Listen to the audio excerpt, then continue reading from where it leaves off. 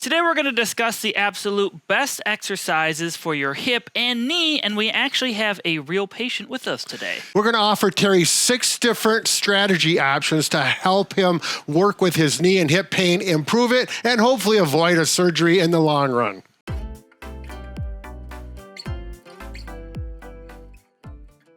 I'm Brad. I'm Mike, and behind the scenes we have Bob, and together we are the most famous physical therapy team on the internet. Well, in our opinion. And if you're new to this channel, like this video, make sure to subscribe, but let's bring Terry in. Yeah, subscribe. That's right. Terry is our real patient. Come on in, Terry. He has been so cordial to come in, and he does have a problem with his right hip and right knee. Terry is 67 years old, and I understand maybe there's some arthritis in there. You did see the orthopedic surgeon. They took some x-rays and had a little consult. He said, do some therapy, see what we can do, and that's why we're here. Is there anything else that you want to talk about with that? No, that's just about it. That's what we like, someone short and to the point.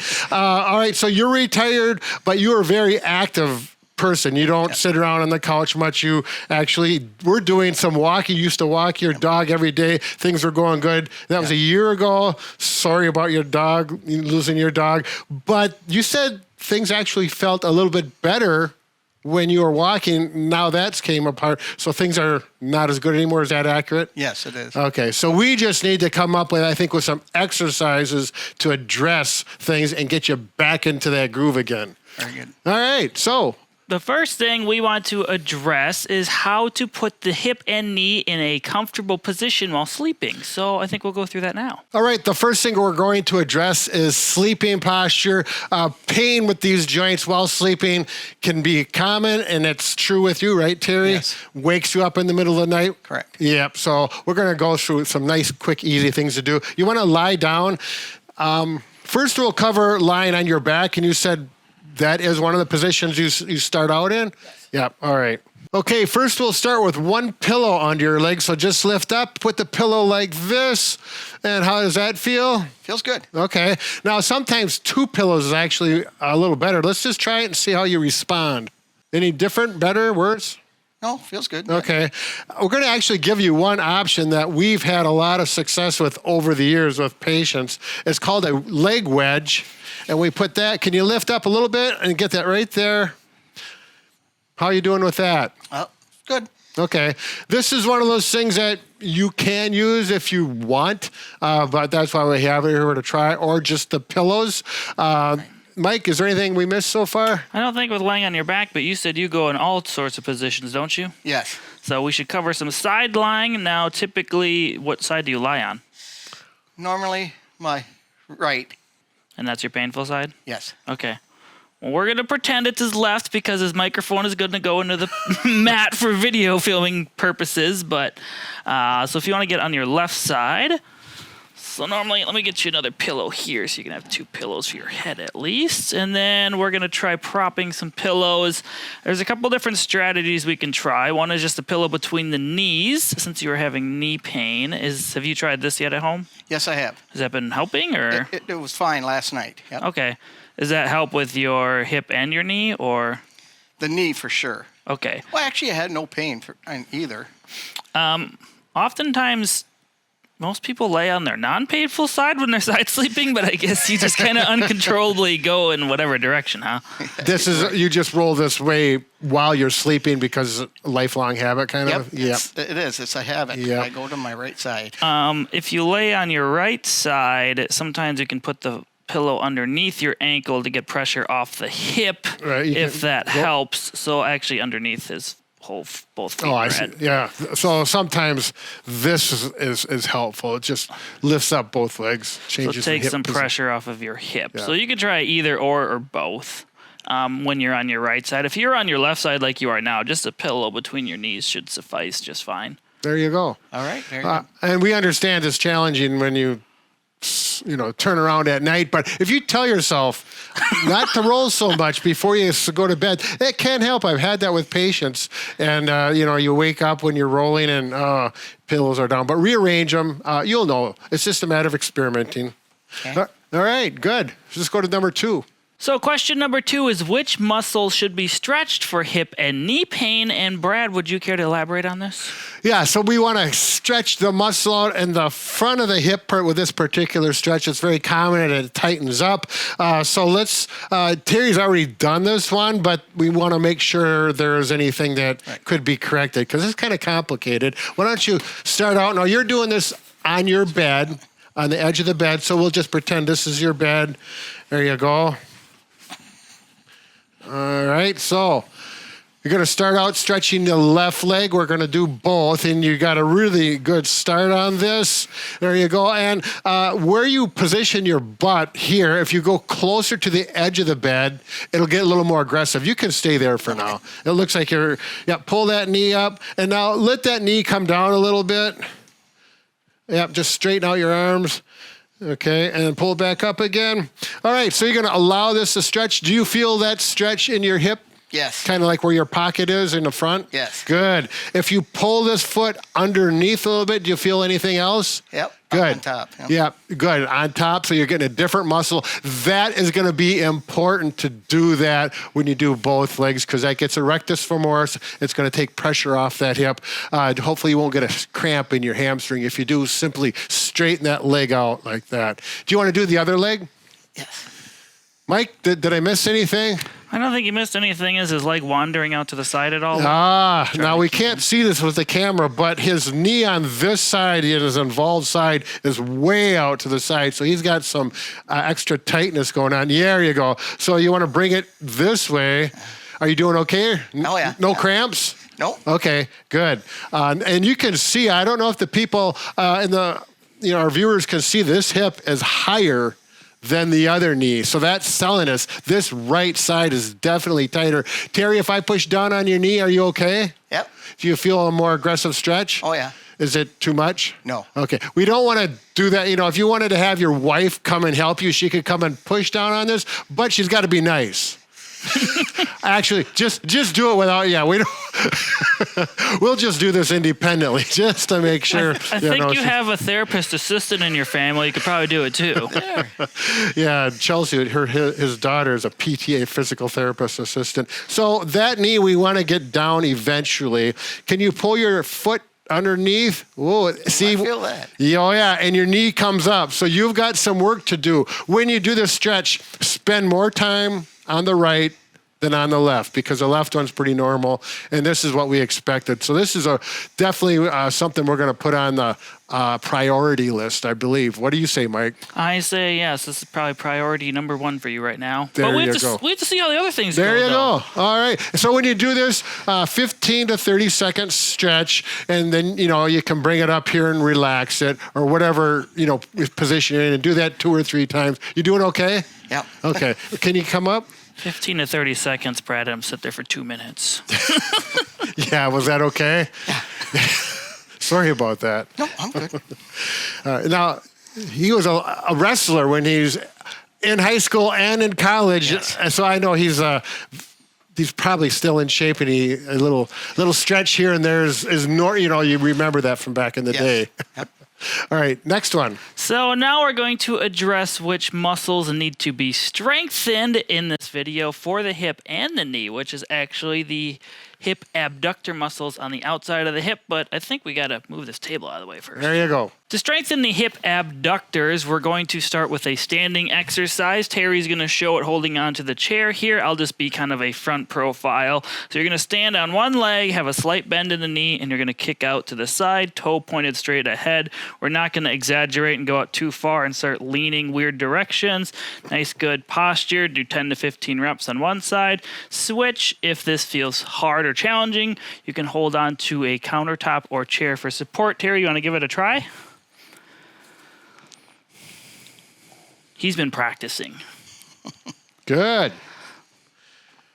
Are you having any pain with that? I feel it right in the hip. Yeah. If you don't want to go up as high, you don't have to go quite as high. All right. So the big thing is bring it out and don't let this happen. Keep that toe straight ahead. And you're doing a really nice job of good controlled movement and not going in and letting the foot touch the floor or the other leg. And it is important that you do both sides as long as this right hip doesn't get really painful when you're weight bearing on it. Are you doing okay? Yep. Good. So your muscle is actually working that's kicking, and the opposite side, that same muscle is working to keep you upright. Now, for people at home, if this feels easy, you can take some type of loop band or a big resistance band. Is this knee slightly bent? When you just a little bend in it, the one that has the weight. And you could put it around your ankles like this, so now you have some resistance with this. You can also use a cuff weight. You can use big loop bands, whatever you have available.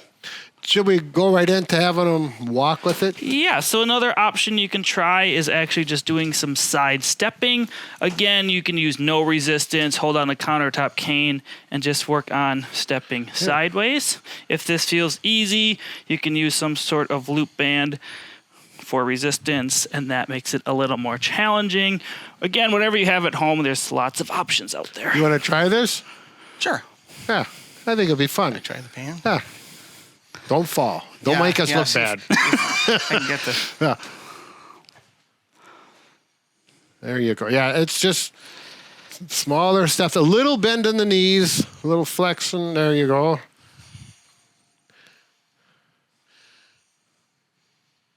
And this is something you'll want to do with shoes on. Don't do it barefoot or stocking because the shoes help the band grip.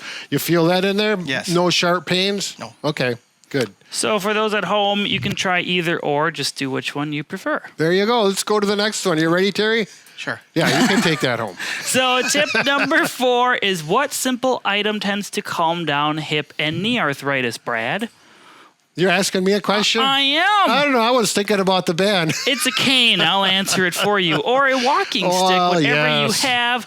Now, we know a lot of people don't like being seen in public with canes. Walking sticks are becoming trendy, though, so maybe you can try those. There you go. So if you're going to use a cane, so if you ever get up and you're walking like this for whatever reason, you didn't behave doing a chore out and, shoveling snow or whatever it is, and you got the right cane, hip there, and you can always ask Chelsea, it's his daughter, but opposite hand. So if you got the right hip pain, use it in the left hand, and if you can walk, and I've had people coming into the clinic like this, give them the cane, begrudgingly. I said, go ahead and walk with it, and they'll walk, and their eyes open up and they're smiling because a little bit of support can really unload that joint, take away the pain, and you only use it until it settles down. Then you get back to normal again. So, and it doesn't sound like you've been in that kind of pain yet, but it's definitely an option that you can take care of. Or do you have walking sticks? Yes. Oh, you do? And so you're... Well... ski sticks. Yeah, I mean, so if you want to get back into your walking and you use sticks, it's going to help unload both sides, and it's good for your arms, so you're going to get a better workout overall. So it's always a good option. Plus, you look younger when you're using walking sticks. Yeah, you kind of look hip. Hey, I got my sticks going. Yeah. So the next question, number 5, is what exercise helps most with hip problems? And to address this, we're going to actually use a band and the stairs here. You can use a belt at home. So what we're going to do is help with an issue called anterior femoral glide syndrome. It's a big mouthful. Don't worry, it's okay there. It's nothing. It's not like a big disease. So, in order to do that, Brad, do you want to explain what it is a little bit, or should we just get into it? Sure. Let's actually get Sam over. You want to meet Sam, Terry? Hi. There you go. Shake hands. There. Yeah, look, he's all excited because we got someone new. Look at the hip. Now, what happens is the joint, the ball of the hip actually goes forward. And there becomes no gap on this side, and back here you can see I put my finger back in there, and that is not good. It puts undue stress on the joint. If you got arthritis, it makes it worse, and this could actually start arthritis. So we want to pull that back in so it drops into the socket and makes good hip articulation or surface on surface. So Mike's going to show you how that can be done. So you're going to do this on something sturdy. Brad, can you... That's Sam. He always wants attention. Can you stand on this? Because I don't have a counterweight, and ours rolls out. So what you're going to do is, if you don't have a band like this at home, you can just use a normal belt. You're just not going to get the play in it. So I like to get it nice and tight. I face forward, get this as high up as you comfortably can, and then you just kind of lean forward. And if it feels good, it's the right thing to do. If it doesn't help or feels worse, then it's not for you. Some people also will kind of go sideways a little bit and then try it this way. This way I feel more of a stretch in my inner groin region, but it does feel nice. So you can give that a try. So we'll put your painful leg. I was doing the opposite one for filming purposes. Oh, you went the right one. Right one. Oh. I was just showing for camera's sake, sorry. He was trying. He was trying to goof you up on And my purpose. left hip bothers me a little bit, so that's why I was doing that one. There you go. Yep, so once you're there, just kind of lean forward and keep that one back. How's that feel? Pretty good. No pain? Nope. Okay. I don't have the pain there. If it was painful, you would stop and not do it. And then you can try facing the wall a little bit and then just going this way, kind of like a side lunge, and see how that feels on there. Yeah, it's kind of goofy. I almost have to keep my fingers in there so it doesn't slide down on me. How does it respond to that? Okay. Any difference from facing forward to this way? You could feel it's different side, yeah. Which one felt better in general? The front one is better. So I would probably just do that one, and maybe you can assess this one, but do the one that feels best. Okay. And again, if it creates pain or after you get done with it, it's painful, then it would be checked off and you would not do it then. All right. Walk around a little bit, see how it goes. Oh, there's no pain. Okay, so that's good. Yep, Bob concurs. All right, now tip number 6 is what simple walking chains helps hip and knee pain. Brad? What simple wow, this is tiptoe walking, of course. Or I and that's what I always say. When you say tiptoe walking, we don't really mean walking on your tiptoes, but forefoot walking. And you've been working on this a little bit, and it sounds like you've had some success, but you're much better at demonstrating this than I am. So for those at home, what we're talking about is trying to engage your muscles more than relying on your joints. So when you typically walk, most people heel strike like this. You're getting more impact forces through your joints. If you can land with a soft bent knee like this, your muscles will engage more.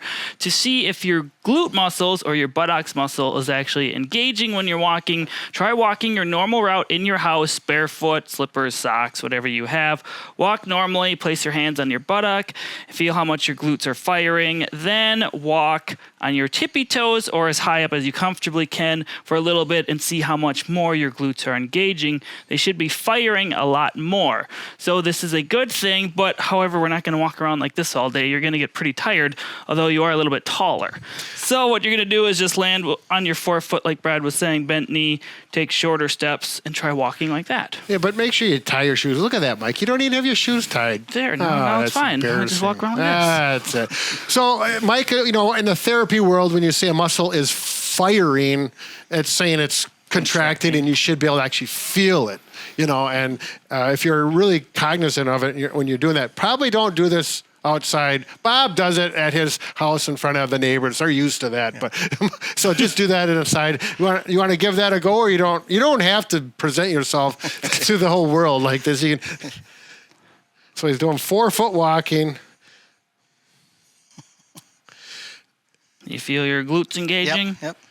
I think there's one thing that maybe, and you tell me if you agree with this, I think he's reaching out Too far? Yeah. a little bit far, then your knee is fully extending. We want a shorter step. Actually make it, there you go. So when that knee is slightly flexed or bent when your foot comes down. All right. If you even walk, eventually when it feels smoother, you'll walk more. Like, I don't walk like up at my tippy toes. My whole foot just kind of lands like this. I don't but you do kind of have to think about it initially. It feels awkward. You've been walking the same way for 67 years. It really works well for me when my shoes are off and I'm on a hard floor. Then you can get a really good feel for doing it properly. All right. Sure. So if you notice you're having some issues with engaging your glutes enough, you can do the standing hip exercise we just showed earlier in the video where you kick out to the side, but you can also do some glute pumps. Now, in Terry's case, obviously with knee and hip pain, you're not going to want to do it in a normal kneeling position like we show. So, Brad, you want to show the standing glute pumps? Sure. So you can go up to a cupboard, anything solid, a chair, and you're going to bend the knee 90 degrees, and then we're going to bring it back. So neutral is straight down. We're going to go back a little bit, and we're going to pump it up to about here, not real high, just a mid-range, a comfortable range like that. And we're simply going to do that for 15 to 30 seconds. And, you know, you can put your hand on there, and you should feel that glute muscle contracting, get it to fire. And if you want to emphasize that, if you rotate in like this, that helps zero in on that glute muscle. You want to give it a go? Sure. It's a little nicer at a countertop. This is a little low, but... Good. Now there's one thing, you're kind of coming out to the side a little bit. We want to go as if there was a wall here, and you're going to go straight back. There you go. Yep. There you go. So if Chelsea gets out of hand and she's behind you, just give her a kick. Why, swift kick. Mike? I can't Why? say words today. All right. Now, if you rotate in like this, and that may be needed or not, it's going to depend on you. You just have to work with that. Yeah, you can feel it then. Yeah. Okay. Good. And this hip is so tight. You can see the tightness here, at least I can. So that one stretch is on the priority. So this will be, we'll talk about what stretches or what exercises we should do. All right, so now we're going to go back and zero in on which exercises he should really focus on. And we're going to use your feedback because that's really important so that you know and we both are on the same page. All right. What's the first one that you felt? I like the one on the bed, the end of the bed. Yep. Doing this. Correct. Right. And that it's going to stretch the muscles out in here. It's going to help that hip get back into place and relax those muscles. Yeah, we all agree on that. So with all these tips, it's important to try them all out and see which issues you have at home. And they're all good to do because they're not all exercises. Some of them are just different strategies to try out. Like the cane and putting pillows on you with sleeping. What's the second one that you really felt good with? On the toes, I do believe. So walking on that forefoot walking, just a little slight bend in the knee. I did try that already, and I felt it did some good. So good. I'm going to go back to that one too. And I don't know, Mike's actually trained himself to do that. It doesn't come easy, does it, Mike? No, you're walking my dog has slowed down a bit for a few months there, then it picked up. The dog wasn't very happy about it, but... But yeah, so take your time with that. That may take some time. Next one. Probably the strap. The band. The strap Band, where you yeah. pull that to get, like we had Sam the skeleton out, to get that back. You have something you can do? You got an idea to set that up at home? Okay, good. So I would say do that one. What do you think? 2 or 3 times a day? Yeah, whenever it feels good and you have time and you remember. With that one, personally, if my hip is just kind of bothering me, I like to do that one. Otherwise, I kind of forget about it, but that's just my preference. Yeah, so do it. I'll work on it. Yep, see how your body responds. Again, no pain. If you get pain, you stop. All right, very good. Anything else, Mike? I don't think there's anything. Do you want to add anything, Terry? No, looks good. Do you think Chelsea should be on camera? That's the next question. Yeah. She could. Yeah, come on, Chelsea. This is his daughter. She's worked with us for years. She does a lot with our videos now and making things go smoothly. Say hi to Chelsea. She doesn't have a mic on, so she's just waving. Waving help. She's gonna love you for this. Anyways, if you want to check out more videos on hip and knee pain, especially with stairs, you can click the video link on the screen. There you go. How to instantly fix knee or hip pain when using stairs. That's basically what I said. Is it? Yeah. Yeah, sorry. Okay. I always want to get the last word in. You know that. I do. All right. Thank you, Terry. All right. Thank you. Bob and Brad, the 2 most famous physical